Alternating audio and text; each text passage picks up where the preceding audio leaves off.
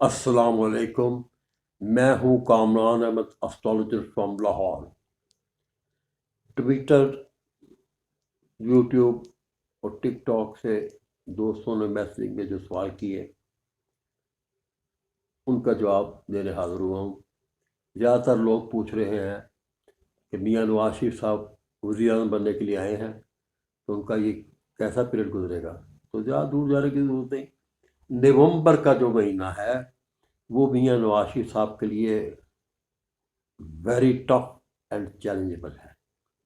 Negative developments ہوں گی، میاں صاحب کو دھوکہ دینے کی کوشش ہوگی، میاں صاحب کو بہت محتاط رہنا ہوگا۔ اور اب ایک چیز اور میں بتا رہا ہوں، اس پہ غور کریں۔ Any one can check it. I'm talking about accuracy۔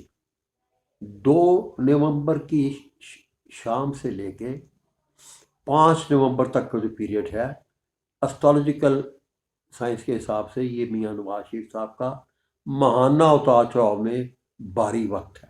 بھاری وقت مینس کہ things are not in favour of Mian Nawaz Sharif. He must give himself a break here, اور میاں صاحب کو اس ٹائم میں الرٹ رہنا پڑے گا، کیونکہ یہاں پہ سازش ہے، یہاں پہ میاں صاحب کے ساتھ دھوکہ ہو سکتا ہے۔ آگے چلتے، 2 کی رات سے لے کے 3، 4، 5 نومبر، یہ ٹائم محترم عمران خان صاحب کے لیے بھی تقریباً میرے دل و ساتھ ساتھ 60% ڈسفیور ہے ان کے لیے بھی۔ وہ بھی یہاں پہ الرٹ رہے، وہ بھی کھانے پینے میں احتیاط کریں، ان کے لیے بھی یہاں پہ سٹریس ہے۔ اب ایک کوشچن اور آیا ہے اسرائیل اور حماس کی جنگ کے بارے میں۔ In view of planets position, یہ جنگ ابھی پھیلے گی، ابھی مسلمانوں کو صبر بھی کرنا پڑے گا، قربانیاں بھی دینی پڑیں گی۔ آئی pray for Pakistan, I pray for Muslims. ایک کوشچن اور بھی آیا، وہ ٹک ٹاک پہ میسنگ میں آیا اور ٹویٹر پہ بھی آیا، وہ ہے جناب محترم سید آصف منیر صاحب کے لیے۔